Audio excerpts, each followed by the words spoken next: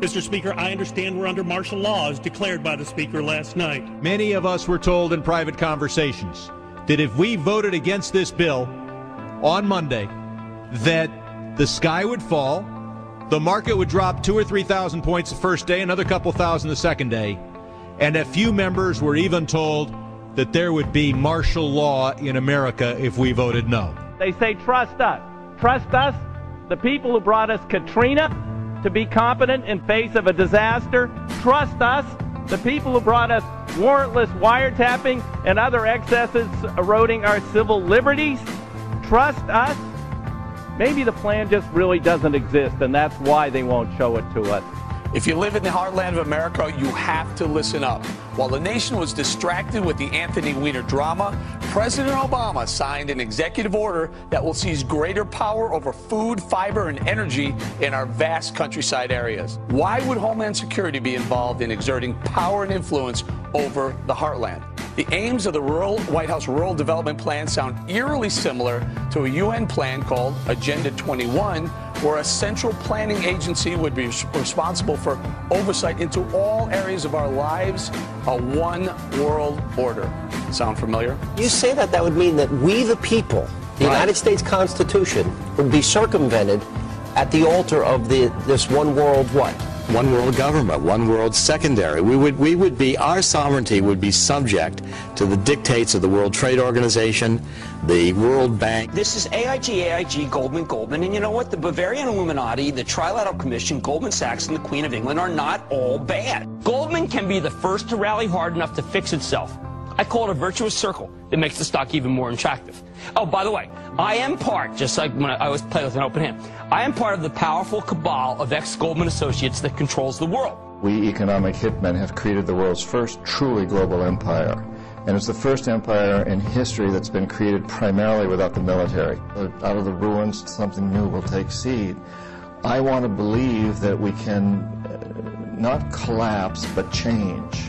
And the whole world can change, and the whole world economy. And I think we have a really good shot at doing that. I really think he's going over there to try to create a one world order. God forbid this even, that this happens in our country. Our country, as we know it now, will no longer exist. The thing that worries me the most is this health care bill, and why I'm scared about it. It's not about the health care.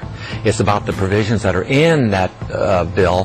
One is that if this thing passes, the government will have the right to come into our home and regulate how we raise our children. What's happening is we are now in a state of martial law and war globally. NDAA, National Defense Authorization Act, that Obama has called for and signed, stipulates that even American citizens can now be targeted by the military, picked up, and imprisoned indefinitely without civilian trial, thus throwing out our due process, our habeas corpus clauses. So we are now in the state of martial law. Everything is now putting conditions for a total war state. I mean, McCain called for the whole America becoming part of the so-called battlefield. America is now a battlefield. The whole earth is a battlefield. When law enforcement roam the streets, leveling guns at the windows of homes. Yeah, you sent us this picture. That's a problem. Shows a guy in the gun turret pointing right at somebody's window. We had lots of examples of that in New Orleans when they brought in the National Guard. This is after Hurricane Katrina. And Mayor Nagin said, well, I've declared martial law. Because he can't. He can't. That has to be the Congress or the president. Let's explain what martial law means. Well, martial law just is very simple. It means you're under the responsibility of the militaries. They declare martial law or whatever state of emergency. The police already have special powers. There are only two ways to do things in life, voluntarily or forced. Only government police officers, for example, have the right to use force on others. They can detain us, jail us, shoot us if they think it's necessary. It's why it's important that we have this, the Constitution. But the police don't always respect this. Like most people, they're happy to acquire more power and money. Does the government work for us, or do we work for the government?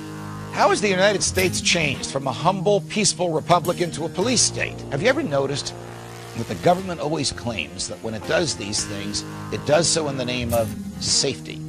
When is the last time you heard the government give, as a basis for its behavior, personal freedom? The slow transformation into a military police state.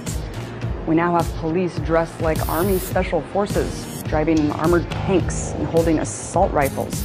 the sight of which alone is enough to terrify innocent people into submission. The militarization of local police departments is not only changing the way peaceful communities once looked, it's also bringing the battle mentality to our neighborhoods. We may not see police as a threat to us now, but when peace officers are geared up like soldiers, they'll eventually act like they're going to war. Who could want a government that punishes people for speech, that lets its own agents write their own search warrants, that fights wars just to keep the military-industrial complex busy, that debases all you own by printing worthless money and putting it into the stream of commerce, that gives away more than half the tax dollars it collects, and that, despite express provisions in the Constitution to the contrary, permits the president to lock up whoever he wants and to throw away the key. Whether you believe that we are the highest order of natural selection, or whether you believe, as I do, that we were created by God in his image and likeness, you know in your heart that these natural yearnings, as St. Thomas Aquinas and Thomas Jefferson called them, are our natural rights, are a part of our humanity, and cannot long be denied us. And yet, they have been denied. America, the greatest losses to our freedom have come not from someone attacking us, but from the government ignoring the Constitution and the majority letting them get away with it. And we should make the government afraid of us. Afraid of us.